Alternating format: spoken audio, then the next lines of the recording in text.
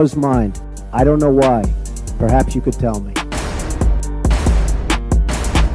You are now listening to the Latino Free Mind podcast.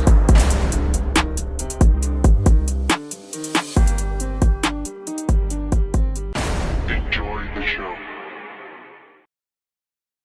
Yo, what's up, everybody? Welcome back to Latino Free Minds, a special Saturday episode here. Wanted to have our brother on here so we could talk about some very important things that are going on. Nick Wilson, thank you for coming back on, man. How you been? Good, man. Thank you so much for having me on, and thank you for all that you guys are doing to highlight the craziness in California and all that's going on. So I'm very grateful for you guys.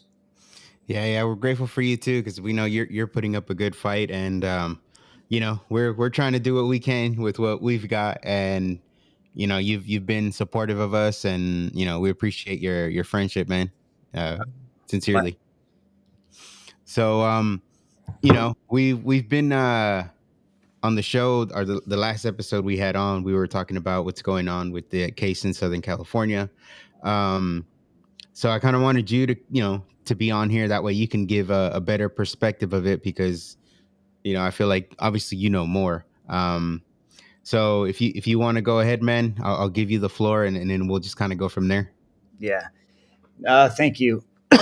So what we're talking about today is Trevor Kirk. Trevor Kirk, and for those that are not aware, I'll give the backstory. I'll talk about what happened and where we're at right now.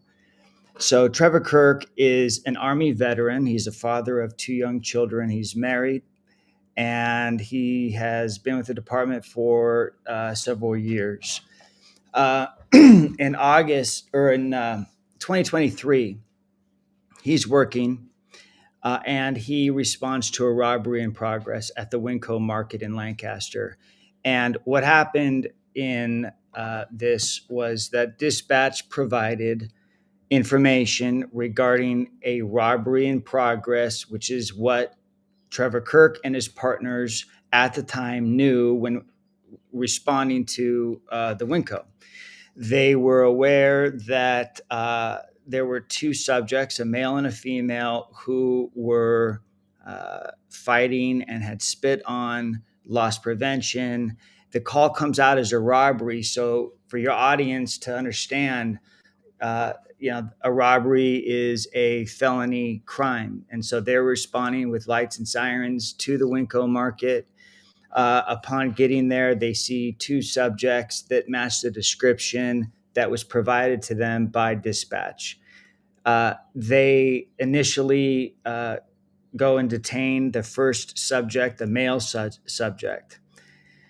And even though that first subject was squirrely, they were able to get him detained without further incident. The second subject, after detaining the first subject, was the female. The female was loud. She was behind Trevor Kirk, and she was filming the detention of the first suspect. And Trevor's partner had pointed to her and had indicated, "Hey, there she is. That's the second suspect." And he goes and attempts to detain her. She backs up. She takes a swipe, almost like a swing, right at him, and goes hands on, is trying to put her hands behind her back, as they are all trained to do, meaning law enforcement. And she was actively resisting arrest. And so what he did was what all law enforcement is trained to do, was to take her to the ground, to gain control of her, and to take her into custody. She continued to resist arrest, at which point Trevor Kirk had told her, I'm gonna spray you with OC spray, which is an irritant and a tool on law enforcement's tool belt to gain compliance. It's a paying compliance tool. He pepper sprays her the first time, it's ineffective. He pepper sprays her the second time, it becomes effective, at which point he was able to take both of her hands, put them behind her back, handcuff her, immediately calls for paramedics in accordance with policy, which was, you'll hear the radio traffic, 902R. And that was it. He takes 2 suspects into custody for the crime of robbery, which is what he learned from dispatch while responding there with lights and sirens. Several days. This is, by the way, a level 1 use, or I'm sorry, a category 1 use of force, which means on the force spectrum, it is the lowest level of force that you can use on a suspect. He ends up getting cleared by his department at the station level. And then things start to get very interesting. So everyone understands, the failed sheriff, Robert Luna, who was installed into the LASD by a political power structure that sought to demonize Sheriff Villanueva, who had active investigations for public corruption into the Board of Supervisors and other entities. They had recruited Sheriff Luna to shield the Board of Supervisors and other people that were subject to the investigations that his public corruption unit was investigating. And he gets elected on the promise that he was going to, quote, reform the department. He ran on the false narrative of deputy gangs, which doesn't exist. And to this date, he has never found one deputy gang member. And he, the whole time, has been capitulating to BLM. And in Lancaster, there is a BLM group, activist group, that is called Cancel the Contract. They are very loud, very small, but very loud. And so the second that Trevor Kirk makes this arrests and takes this suspect to the ground, Cancel the Contract is directly communicating with the office of the sheriff and making a major ordeal about this entire arrest. They made it about race when it had nothing to do with race. And so several days, and forgive me for not knowing the exact timeline, but essentially after several days after being cleared of this use of force, Trevor Kirk learns that he is being indicted by the United States Department of Justice, which was the leftover Biden DOJ FBI. So he gets cleared. Then he gets indicted. We later learn that it was Sheriff Robert Luna who made sure that an internal criminal investigation for deprivation of civil rights was opened by his agency. They shopped around. They tried to get it to Gascon. Gascon's office doesn't even file. DOJ takes over. They file deprivation of civil rights under color of authority against Deputy Trevor Kirk, an Army veteran, all because he used pepper spray against a combative, non-compliant suspect who was actively resisting arrest and not complying with his orders. So you fast forward this whole time now, deputies of the Los Angeles County Sheriff's Department saw right through what was going on, especially those deputies at Lancaster Station who are dealing with levels of violence from the community that is unfathomable. You have to realize, before I get into the case a little bit more, every single day these deputies are being met with violence, very serious violence. And in Trevor Kirk's case, at the Winco Market. He is in a very heavily populated environment. And this comes into play later. He's wearing a body cam. His partner's got a body cam on. There's store surveillance. He knows that anyone could be recording at any time. At no way, shape, or form did he decide that he was going to deprive this suspect of civil rights violations. And so we go to trial. And it was me, it was Sheriff Alex Villanueva and his wife. It was a slew of Trevor Kirk's partners that were there, all in support of Trevor Kirk, knowing that this was a malicious prosecution, knowing that this was a politically driven prosecution, because as everyone remembers, Biden and his administration basically started a war against law enforcement officers. And it was to capitulate politically to BLM and activist movements, all stemming from the Floyd incident. We go to trial, and Tommy Yu was the attorney who was a former deputy himself. He was a former Marine. He was a deputy at LASD.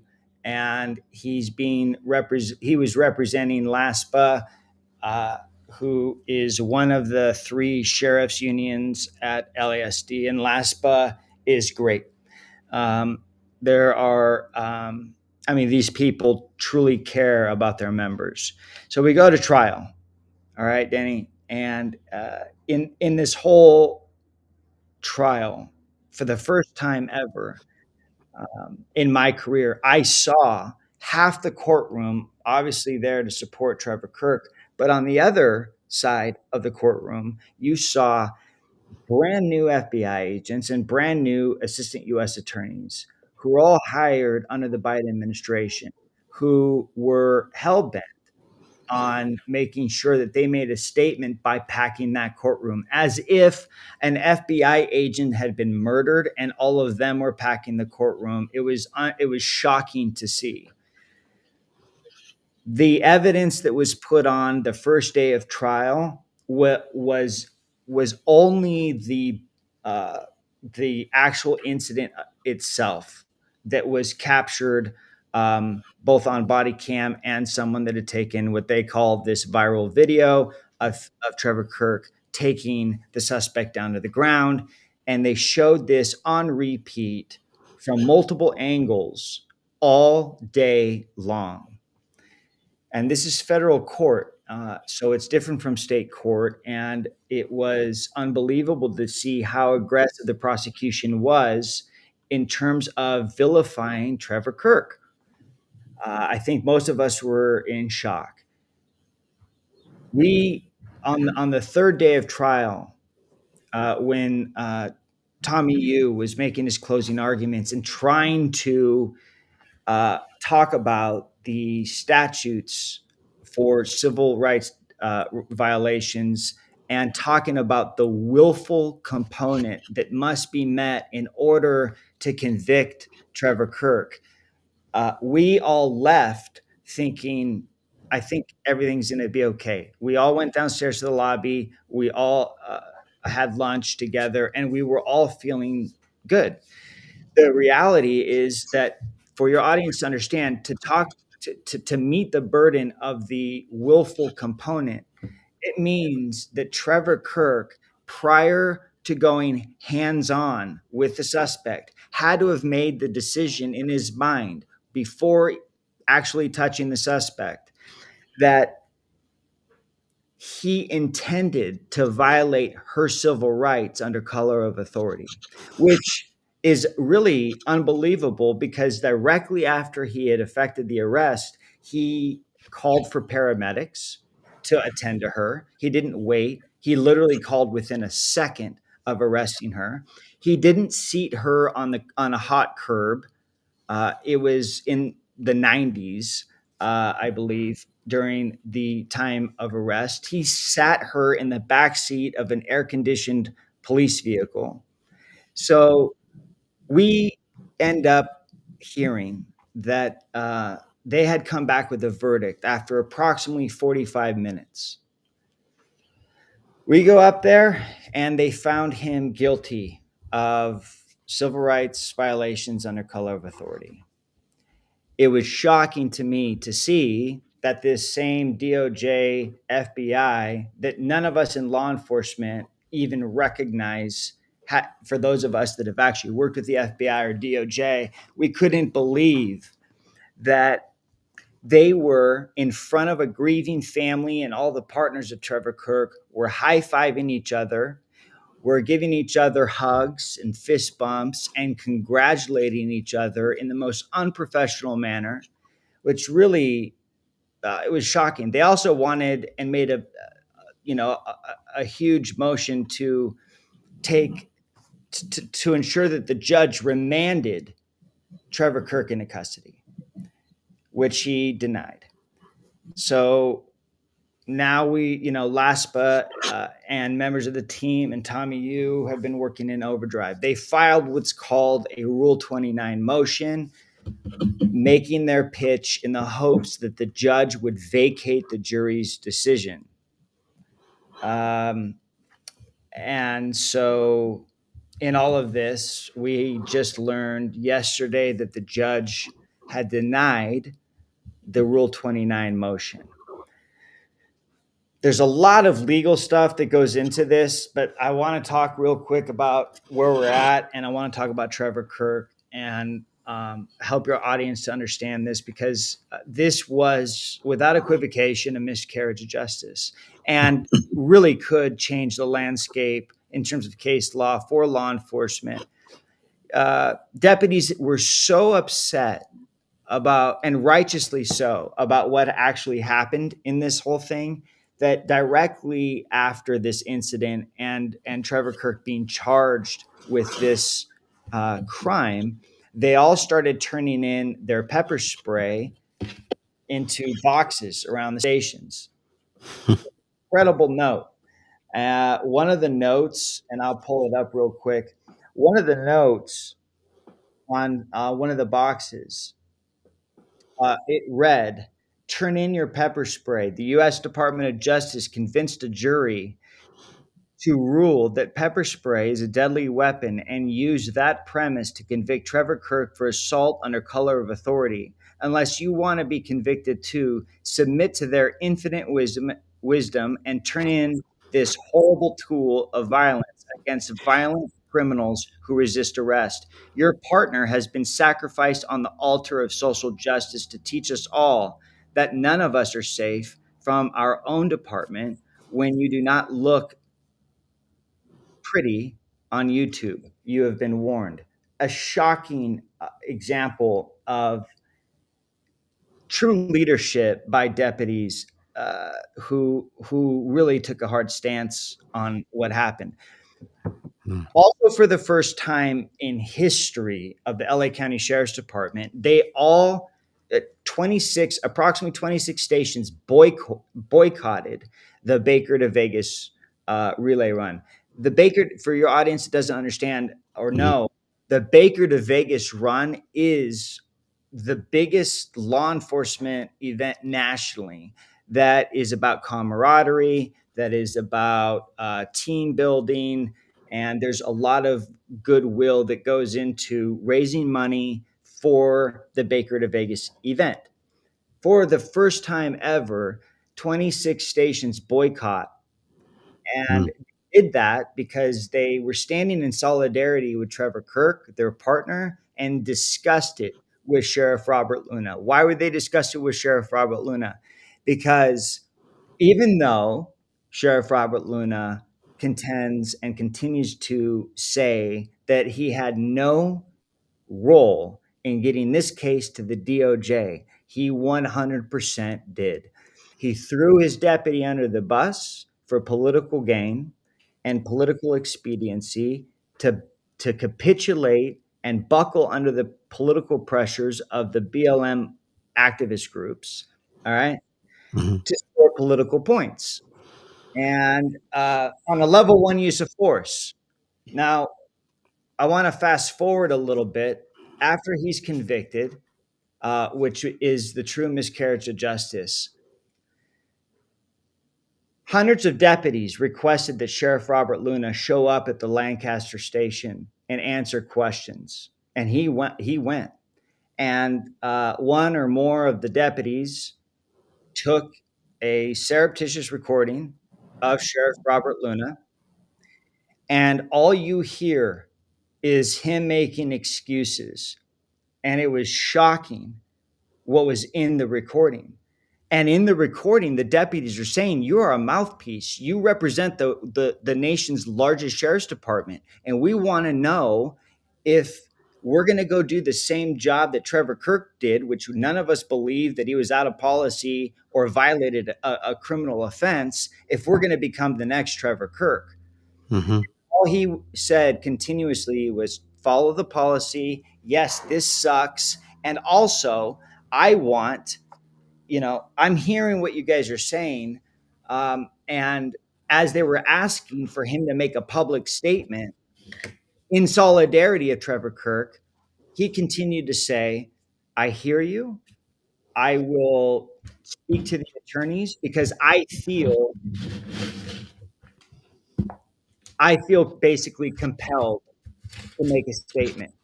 And he's had multiple opportunities since then to make a statement, and he didn't make a statement. He cowered, and he continued. He basically let his deputies down. He let Trevor Kirk down. He let the law enforcement community down, as he has done time and again. I want to circle back to Robert Luna, but now that we've lost the Rule 29 motion, there is good news, but this is, again, uncharted territory. As you know, Bill Asaley, who was one of the assembly members in the state of California, and one of the ones that was very proactive when it came to crime, parental rights, and always stood on the right side of things. Mm-hmm. President Trump appointed Bill Asaley to the Central District as U.S. Attorney, which is why he had to resign from the California legislature, and now is in the position of the Central District as the U.S. Attorney for the Department of Justice, U.S. Attorney's Office, and he specifically he basically wrote in a stipulation, I'll read it real quick, that by the stipulation, the parties jointly moved to continue defendant's sentencing hearing to August 18th of 2025 for the following reasons. Bill Asaley was sworn in as a United States Attorney for the Central District of California. U.S. Attorney Asaley has requested time to review significant matters pending in the office, including this matter. And he signaled that he basically wants to review this case. Mm-hmm. We don't know what's going to happen because everything really is up to the judge. And right now that the U.S. Attorney's Office, what they do is going to be very important. The only thing right now, as Trevor Kirk's attorneys are filing the appeal for this case, for it to go now to the appellate courts, is if the U.S. Attorney does not oppose the appeal, then the appeal is granted. Rule 29 is granted, and Trevor Kirk is declared an innocent man, hopefully, if all things go right. To make things even crazier, in the process of this entire thing happening, the BLM attorney, who is unbelievable when you hear her speak, and made this case all about race. Okay? That's kind of what I figured. Had to during this whole thing, that attorney, two things happened. The real robbery suspects in this robbery were represented by Kerry Harper, the BLM attorney. One of the things that happens is that the two suspects from the Winco filed a lawsuit against the BLM attorney. This is all recently, within the past week and a half, for allegations of theft regarding over $1 million that this suspect had to that this suspect basically won from taxpayer dollars after committing the felony crime. Basically is arguing that the money was stolen, or part of the money was stolen from her BLM attorney, and also sued for stalking and abusing them. Okay. The same attorney has had to file with the court a request to be defended and have a protective detail around her from the suspects, her clients. The whole thing is a sham, and the whole thing is literally, it's a racket, it's a complete racket.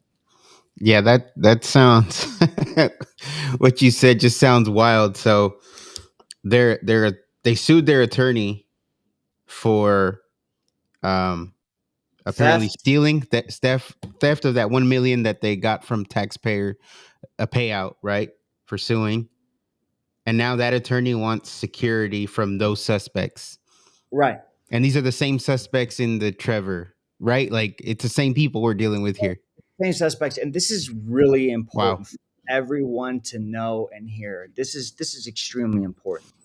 This entire case that was really ramped up by the media, and I blame the media, Robert Luna, and the prior administration that was involved in this, because it was politically driven. Everyone framed this entire case, okay, making it seem as though the suspect that Trevor Kirk took down to the ground was an innocent bystander and filming the arrest, when really she was the robbery suspect that Trevor Kirk was called to. This is very important for everyone to understand and remember. In court, this is what happened, that she was basically an innocent bystander. In the media, they continued to make her out and assert that she was just an innocent bystander. And in no way, shape, or form was she an innocent bystander. She was 100% the robbery suspect. So I think that where we're at right now in this case, it's really heartbreaking, because people will watch this podcast and people see headlines and they're like, well, it doesn't affect me, and so therefore, why should I care? And the people of Los Angeles County and the people of California and the nation's law enforcement community should care. Without equivocation, they should care, because this changes the ball game, and we're left with a very unfortunate situation where you've got a corrupt sheriff who is shielding the corrupt actions of the Board of Supervisors that were under prior investigation by the last LA County Sheriff's Administration, and a sheriff who puts BLM activists before his own deputy and the welfare and safety of the community. You got a department right now with LA County. This is the world's largest sheriff's department, who is absolutely in crisis because Sheriff Robert Luna refused to take bold and decisive action during the fires. Over 18 people died because he didn't evacuate properly. You've got 12 deputies with this department who have taken their own lives. All right. When this sheriff campaigned on deputy wellness. Okay. Wow. You got a department right now, this department, which influences agencies all around California and the country when it comes to policy, tactics, and everything else, that are leaving in droves. They can't hire, they can't retain, they can't recruit. Why? Because they have a sheriff that is on his knees kowtowing to BLM activist groups rather than doing his job and being there for his deputies. So Mm-hmm. there's a lot of moving parts to this, but at the end of the day, deputies are afraid to use reasonable force to effect an arrest, and they're afraid because their own sheriff that they don't trust won't throw them under the bus for political expediency. And when that happens, and you don't have deputy sheriffs or law enforcement officers who are being proactive in effecting arrest or investigating crime, then the crime rates rise and people aren't safe. Mm-hmm. And that kind of hesitation could end up getting a deputy killed or a member of a member of the community killed if they're sitting there wondering whether or not they should use force because they don't want to be the next Trevor Kirk. Mm-hmm. Yeah, that's to me, that's the thing that I kind of think about is going forward, right? That community, like how is it gonna affect them, you know? And then you have, like you said, the sheriff, Robert Luna. It's like anywhere you work, you hope that the person representing you, your boss, so to speak, the guy in charge, has your back, right? When Right. you're doing your job. And I can imagine what that feeling would be for a police officer, right? Someone that's doing a job that's as what do you call it, as dangerous as it could be, you Absolutely. know, and describe, you know, based on what the actions of Trevor Kirk. I mean, I've heard worse, right? That's why you would hear, you know, and this is just kind of my thought. It's like you would hear, you know, BLM right when they kind of got started, right? They didn't want people. Their main contention was, you know, black people were getting shot, you know, all the time. You know, the numbers probably don't say that, but that's their thing. And it's like I see this. It's like, well, you know, Trevor didn't shoot nobody. You know, he Right. did apprehend her. He did use pepper spray, but like, are we just supposed to like not do anything? You know what I mean? Well, Well, not me, but police officers. Or they just gotta well, that's look at skin color and say, I can't. Why risk it? well, I don't know. It sucks. and that's why politicians need to stop making everything about race. Yeah. Okay. I will tell you this. One of the things that Trevor Kirk, when I've gotten to know him well, he's really an incredible man. He is very well respected by his peers. One of the things that I've talked to him about that really affected him when he was in training was a baby not breathing call, and he goes to this call. I want people to really think about this because Wow. the prosecution made it about race, and they made it about Trevor Kirk being an out of control deputy who didn't de-escalate, who did nothing but basically do a WWF takedown on this poor innocent victim that was Hmm. just basically, filming an arrest, which is not the case. She has an extensive criminal history. Um, what in one of the conversations, and one of the many conversations I've had with Deputy Trevor Kirk, was the baby not breathing. And he goes into detail talking about trying to save this child, and that after doing CPR and first aid on the child, he basically does what's called a scoop and run to the hospital. But before he's able to do that, paramedics come. He ends up following the paramedics to the hospital when he didn't need to. And he's in tears talking about this child, this baby who ended up dying. And come to find out, when I asked him the race of the child, the race of the child was an African American. And this is a guy who swore an oath to the Constitution 2 times in his life. Number one, when he joined the United States Army. Number two, when he became a deputy sheriff. It is adding insult to injury to use race as a component in this case when really it has to do with someone who was not being compliant, that was actively resisting. And the DOJ even said that he made false statements about, number one, being in a fight over the radio when he told dispatch that he was in a fight. They said that was a false thing because it wasn't a real fight. And I want you to take a look real quick for your audience. I want them to see this. This is part of it. This is the first suspect. My arm is fucked up, man. Mm. That's his partner, right? His partner is letting him know, hey, this is what's up, and that's the second suspect. And I want you to see this part right here. So this is when he goes hands on immediately, and this is within a split second. No, you can't touch me. Do you see that swing? Yeah.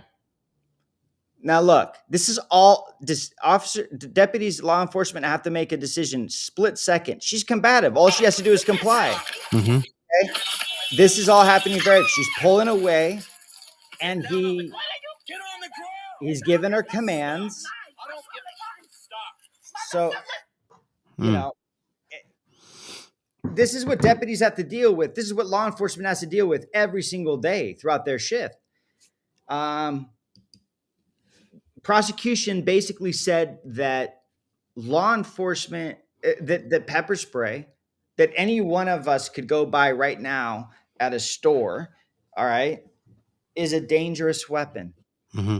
That he used this, and they kept pounding this in court, was that all of her injuries, she couldn't see. She had swelling of the eyes, tears. She had snot coming out of her nose. She kept screaming and crying that she couldn't breathe, that, you know, because of the pepper. Well, that's what pepper spray is supposed to do. Yeah. He didn't use an impact weapon. He didn't punch her. He didn't, you know, injure her and create, you know, cause her to have broken bones. This guy used minimal force and reasonable force to effect an arrest. All the other stuff in this case is noise. Right now, you've got, and this is what's so heartbreaking, you've got a patriotic American who served our nation and his community, who just was convicted of civil rights violations under color of authority, and he's looking at 10 years in prison. That's crazy. 10 years in prison for a crime he didn't commit. Wow. And all we can do at this point is hope and pray. And we know that Bill Essayli is what he is a good man who cares about the law. He used to be an assistant U.S. attorney. He's always championed public safety. He's always championed the right causes in California, but he was outnumbered in the legislature. And to know that President Trump, who is a law and order candidate, who's always stood behind law enforcement, that was given a clear mandate by the American people overwhelmingly, is now in a position, this administration and Bill Essayli, to do everything that they can. Now, they've come in late, obviously, because this was already tried, and a jury found Trevor Kirk guilty based on the evidence that was provided in court. But I think for everyone that's involved in this is heartbreaking and a true miscarriage of justice. And Danny, you know, we hope and pray that your audience and your team is able to share this story and make people aware of Deputy Trevor Kirk and the injustice that this is, because we're not going to stop fighting. LASPA, the union that represents Trevor Kirk, is not going to stop fighting, and neither is Tommy Yu, the attorney for Trevor Kirk. They're going to continue fighting, and they're filing their appeal. But look, we're at a crossroads right now in uncharted territory. Yeah, man. Yeah, I mean, you know, it just seeing everything, like you showed a little bit of the video there. You know, me in my lifetime, you know, I used to live in San Jose, California. When I was growing up, there's a lot of gang activity in, you know, just kind of like a life story. There's gang activity, and you know, downtown San Jose, there was always, you know, cholos and stuff like that. You know, one time, I've been approached by police officers for fitting a description. You know what I mean? And it's just like, well, yeah, I live in San Jose.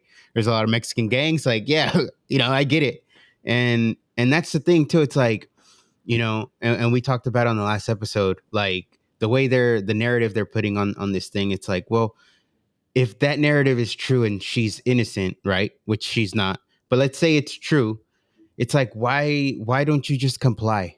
You know, We're, why do you right. swing at the cop? You know, what gives you, you know, I just don't get it. And then to be kind of using that narrative against Trevor is completely unfair.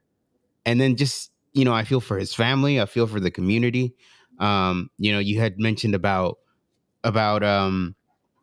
you know, half of the crowd being his partners, his, you know, other deputies, other people from his community that work with him, and then you got, you know, federal agents on this other side. And it's like, to me, that says a lot.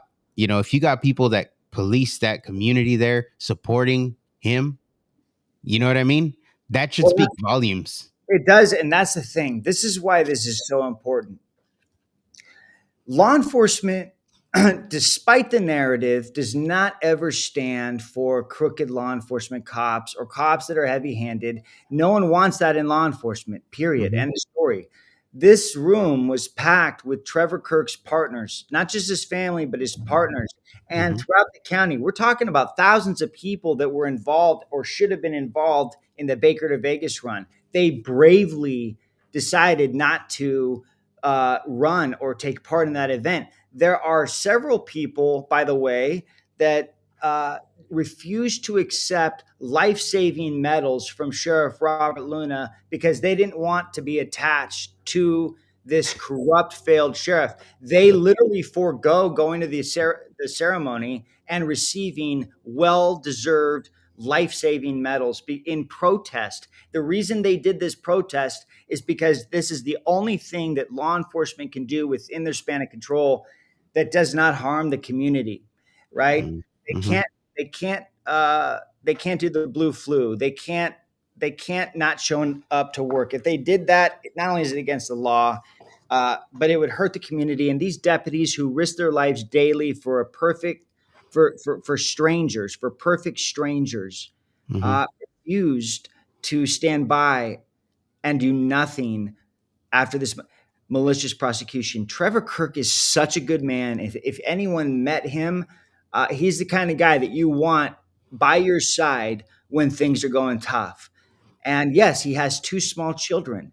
And yes, he's got a wife. And yes, he's got a family. And yes, he's a good citizen. He's a good man. He's a good part of the community. Yet, this is the guy that was framed, maliciously prosecuted, looking at 10 years, while the real suspects whose charges were dropped were protected by politicians and the media and framed as innocent bystanders that were just filming an arrest, right? That won over $1 million of taxpayer money, Wow. right?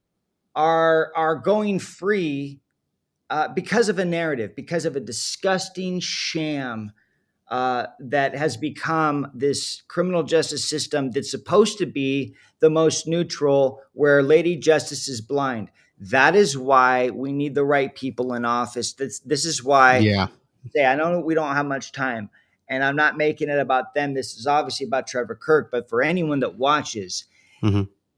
this is exactly why. Number one, law enforcement officers have got to hold their law enforcement unions accountable and make sure that they are seeing the financials, where the money goes, who they endorse for state legislator, state senate, for governor.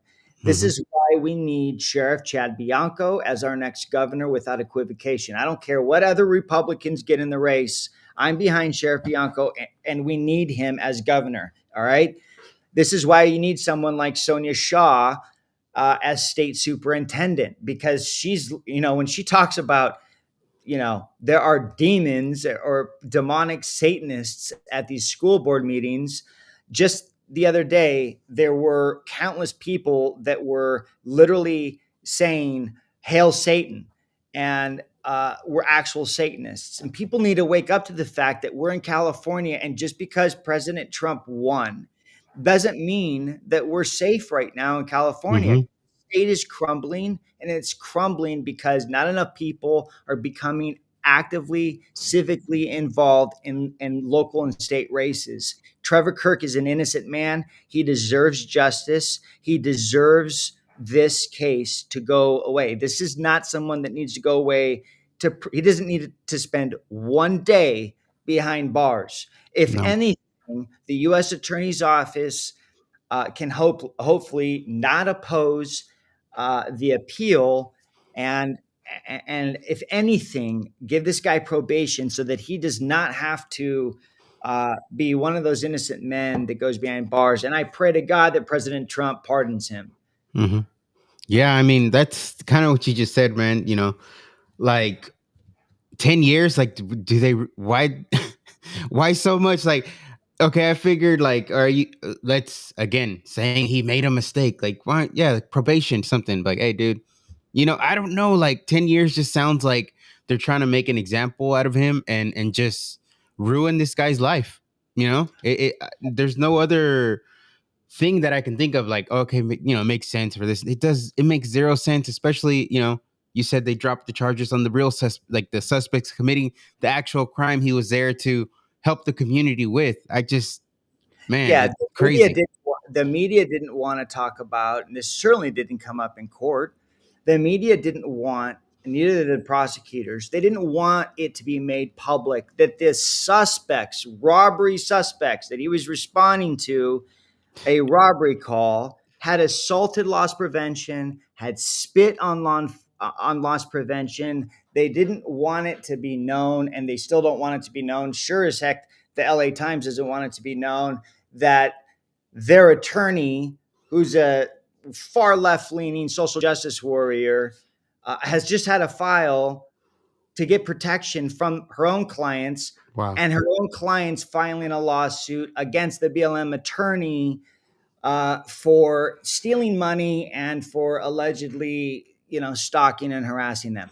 This is all a racket, and this American patriot deserves justice. He deserves to be exonerated in a court of law. This is the guy that's risked his entire life protecting people and abiding by constitutional law in the performance of his duties. And now, what a miscarriage of justice. What a disgusting situation.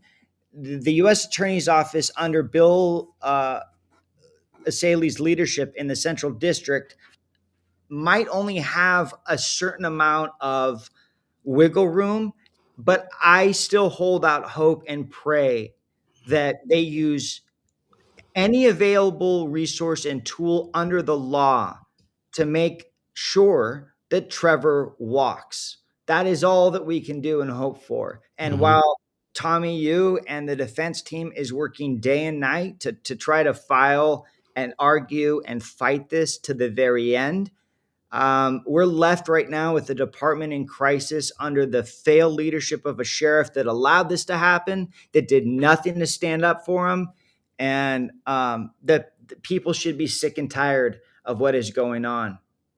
Yeah, no, I agree. And like you said, man, I hope it all works out. I hope that you kind of mentioned it, right? We need kind of better people at the top making decisions, more common sense decisions. And hopefully Trevor's able to beat all this, because it just doesn't seem fair at all. And just one question I had for you before we wrap up. Yeah. Robert Luna, right? He's an elected sheriff, right? He is. When is he up for re-election?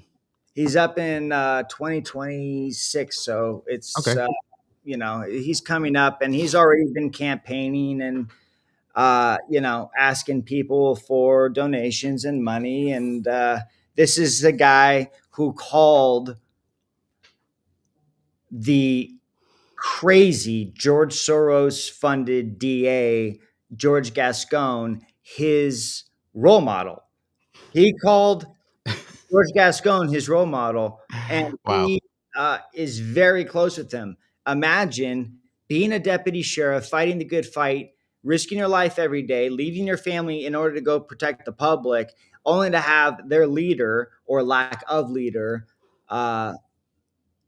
being a far left guy who doesn't have the intestinal fortitude to do the right thing, that is not a cop's cop, who's an absolute failure, and have ALADS, by the way, the main bargaining unit and union for the sheriff's department, support that. They support that, and they're protecting Sheriff Luna and the Board of Supervisors. And you got to, for any of your audience that's watching, imagine paying hard-earned deputy dues to your union every month. And the union saying, we won't show you our financials. We're not going to show you what we really do with your money. It's disgusting. The whole thing. And we're not going to back you when you need it. Exactly. Trevor Kirk is an innocent man. I'm grateful for you giving me the time to explain this, but this is really this is a sad, difficult, challenging time.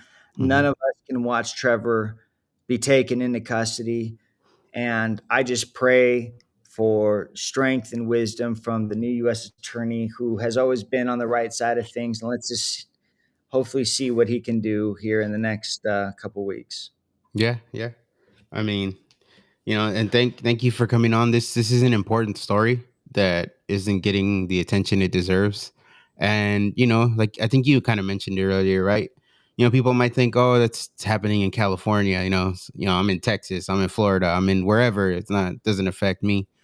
But, it really could affect law enforcement everywhere, because, if you get a guy that suffers this sort of punishment for such a minor, level of action, I mean, it sucks, man. I feel for Trevor. I feel for the officers still on duty that, have to. I feel like there's a lot that are second guessing how they respond to something, and that's the last thing we need. We need police officers that are able to go out there and help the community, right, when they're needed. And I know somebody that is an officer isn't just going to not respond. They're doing their job. They care about what they're doing. That's why they're officers. Are there bad apples here and there? Sure, it's bad apples and everything, but majority of them, you are trying to do the right thing. They're trying to help their community. They're trying to defuse situations, and I just hope that this all goes away for Trevor, and that his community is able to see and support him, which it sounds like they are. So I just hopefully more people hear about this and share this and make some more noise about this. Like you said, there's people coming up that hopefully can help this situation out. Trump's in office now. Hopefully it gets his attention, and like you said, if he's got to pardon Trevor, he pardons Trevor. You know what I mean? Like, yeah, I just hope it all goes away, man. Thank you. We have to, and we have to continue to fight for our law enforcement. For Trevor Kirk, this is not one of those cases that we can just easily forget. We have to take every legal route and hope for every remedy to come through. You've got right now law enforcement who over the last 7 years really have been, there's been a war that's been unjustly waged against our law enforcement community. They're heroes, and we need people to hear this story. The things that I shared with you have not been widely shared, and there's a lot of people to blame. But right now, the only thing that we need to be focused on is for prayers for Trevor Kirk, and hopefully the ability for the U.S. Attorney's Office in the midst of this change, that they have the tools to do what they can to make sure that Trevor Kirk doesn't go behind bars. Mm-hmm. Yeah, for sure, man. Cool. Well, Nick, thank you for coming on, and we'll keep an eye on everything. I'll be in contact with you, and we'll see how this all plays out. And we'll be praying for Trevor and his family. And it's good to have these conversations. Good for people to hear this information, because it's not always out there, and when it is out there, it's not even accurate. So that's what people have to realize too. Thank you so much, brother. God bless you. I hope you have a good Easter. You too, man. Happy Easter, and everybody else. Peace.